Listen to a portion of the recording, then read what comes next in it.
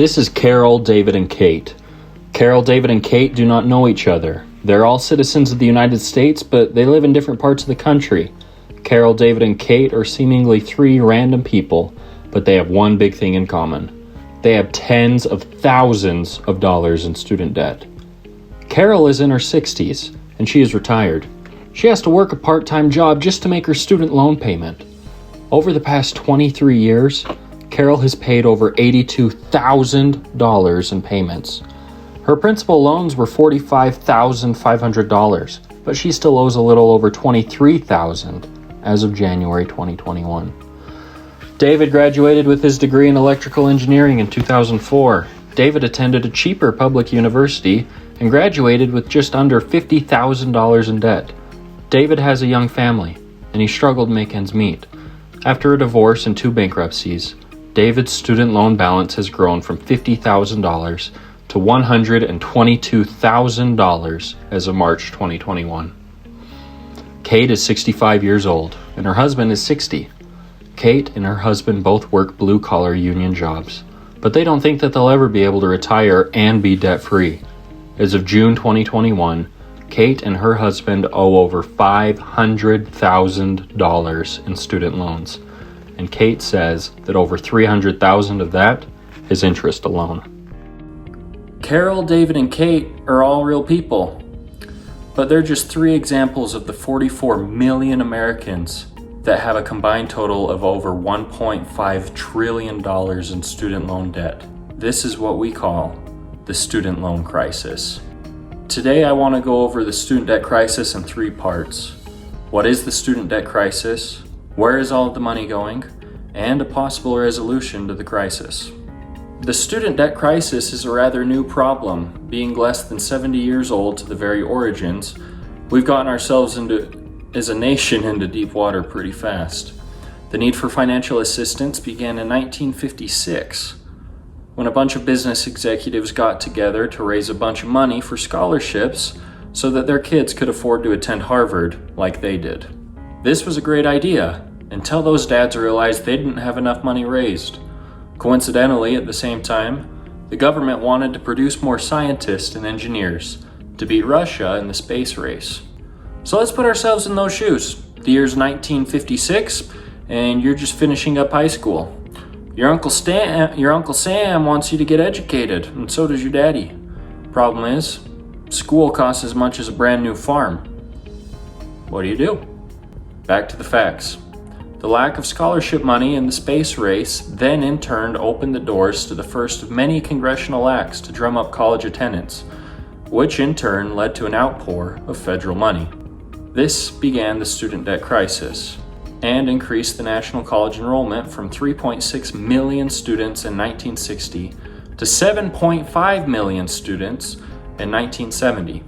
So, you found out your Uncle Sam pulled through. Great! Now you're off to Brigham Young University.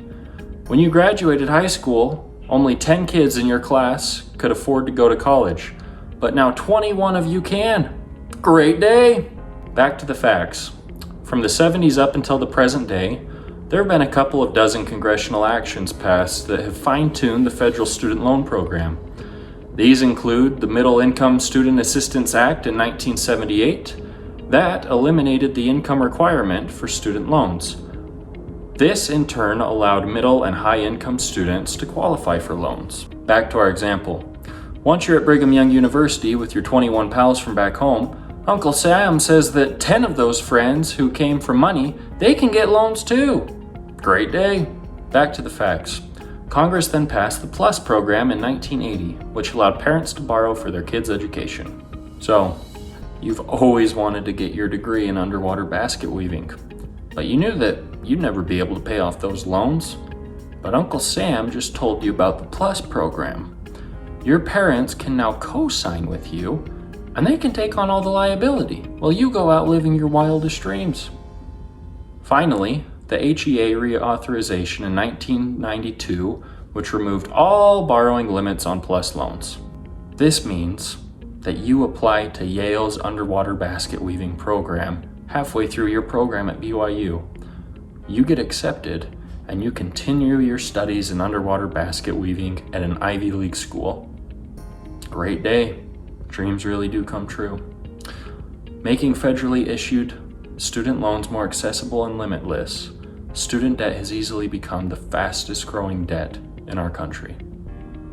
The Federal Reserve Bank in New York has reported that the national student debt has grown from $392 billion in 2005 to $1.56 trillion in 2020. The question then is to be asked, where is all of our money going? Though some scholars and economists claim that it's very complicated, it all boils down to just a couple of things. First, financial aid. Because getting our hands on cash has become so easy, the colleges began raising the prices. The quality of education didn't go up, just the price. My favorite example of this is BYU's accounting program. Our accounting program is ranked number 2 in the nation according to U.S. News' college rankings. That is ranked higher than any Ivy League school. In fact, only one Ivy League school ranked in the top 10, but below BYU. The average cost of an Ivy League education, an Ivy League 4-year degree, is $231,006. The cost of a BYU 4-year degree that is not subsidized by the church is $48,960. On average, BYU is roughly 1/6 of the price of an Ivy League education. And in the case of the accounting program, you're going to receive a better education. So if BYU can do it for 1/6 of the cost, where's the other 83% of your money going at those upper league schools? In no particular order, the 5 biggest expenses of the average college and university are faculty and staff, sports teams, new facilities, marketing and recruitment, real estate, and land maintenance. We need to help students realize that when they're looking at colleges and understanding the costs, they're paying for the environment and the facilities. The education then comes as a bonus. So that brings us to where we are now. Today, the cost of tuition is sky high, having grown and growing faster than the rate of inflation and any other commodity on that note. The national student debt has grown to $1.5 trillion, which is the same as Australia and Hong Kong's GDP combined. And we have 44 million Americans living under the weight of this debt ball and chain, taking the life out of them. So now what? Mainstream media tells us that there's one solution, and that's student debt forgiveness. We're pressured into being for it, or against it. Some of the problems of debt forgiveness is that the money's already been spent. The facilities have been built, the teachers have been paid, marketing efforts were executed. The debt is there, and it would fall on the backs of all the taxpayers to lighten the load of those 44 million Americans. If the debt was forgiven and taxpayers had to pay for it, every single taxpayer in the United States would pay over $9,000 just to the debt. Tax-paying couples would pay $18,000. Then all of the what about and what ifs come into consideration. What about all the people who had debt and worked their tail ends off to pay it off? What about all the people who haven't borrowed yet? What about all the people that didn't go to college? Is it fair for them to pay for someone else's degree? The benefit of debt forgiveness is that it would give 44 million people more disposable income to put into the economy, money that they would have otherwise been putting towards interest payments on their loans. But the problem is then that 150 million Americans, all of the taxpayers in the country, they would have less to contribute. It's a very optimistic concept, but it's not feasible. It doesn't make sense. So now what? Well, first of all, I would like to propose that we put a stop to the federal student loan programs, or at least for teenagers. You can't tell me that a something teen-year-old isn't responsible enough to drink beer, but they're responsible enough to go tens of thousands of dollars into debt in less than an hour with a little paperwork. Additionally, this problem didn't exist until the government stepped in, and I guarantee you that the price of colleges would fall eventually if the government was to step out. Next, and this might be the hardest pill to swallow, everyone who has debt needs to pay off their own debt, or be responsible to making sure that it gets paid. This is a very unpopular opinion in today's society, but if we begin forgiving everyone's debt, what's the college's incentive to not raise prices even higher than they are now if they know that it's going to get paid anyway? Finally, we need to provide better education about debt and financial wellness.